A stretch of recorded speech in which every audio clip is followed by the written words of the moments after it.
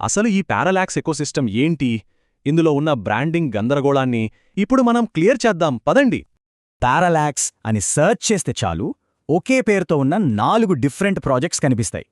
మరి అసలైన వెబ్3 నోడేది? ఇది ఫ్రీలాన్సర్స్ వాడే విత్ పారలాక్స్ అనే గ్లోబల్ పేమెంట్ ప్లాట్ఫామ్ అనుకుంటే పొరపాటే. ఇది అది కాదు.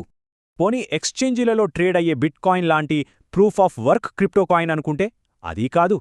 కార్పొరేట్ కంపెనీలు వాడే బీ2బీ రిసోర్స్ మేనేజ్మెంట్ సాఫ్ట్వేర్ అని కూడా పొరపడే ఛాన్స్ ఉంది. కానీ ఇది వేరు. వీటన్నింటినీ పక్కన పెడితే అసలైన ప్రాజెక్ట్ పారలాక్స్ నెట్వర్క్. మిగతా వాటితో దీనికి ఎలాంటి సంబంధం లేదు. గూగుల్ ప్లేస్టోర్లో దొరికే ఈ పారలాక్స్ నెట్వర్క్ యాప్ గురించే మనమిప్పుడు మాట్లాడుకోబోతున్నాం. ఇందులో ఇంట్రెస్టింగ్ విషయమేంటంటే వీళ్లు వాడే సరికొత్త ప్రూఫ్ ఆఫ్ టైం టెక్నాలజీ. ఇది చాలా డిఫరెంట్. భారీ కంప్యూటర్లతో చేసే మైనింగ్ లాగా కాకుండా ఇది సింపుల్గా క్లౌడ్ బేస్డ్ హార్ట్ బీట్ సిస్టమ్తో రన్ అవుతుంది. రోజు ఒక సింగిల్ ట్యాప్తో సెక్యూర్గా చెక్-ఇన్ అయితే చాలు వికేంద్రీకృత లెడ్జర్ వెరిఫై అయిపోతుంది.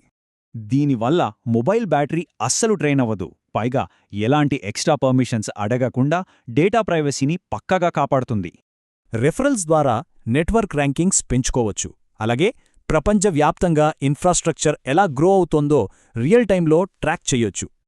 అయితే ఇది ఇంకా ప్రారంభ దశలో ఉన్న వెబ్3 ప్రాజెక్ట్ కాబట్టి పర్సనల్ డేటా విషయంలో ఎప్పుడు కాస్త జాగ్రత్తగా ఉండాలి సుమా. మరి ఫ్యూచర్లో ఇలాంటి సింపుల్ మొబైల్ మైనింగే ఆ భారీ కరెంటును కాల్చేసే పాత మైనింగ్ పద్ధతులను కనుమరుగు చేస్తుందంటారా? ఆలోచించండి.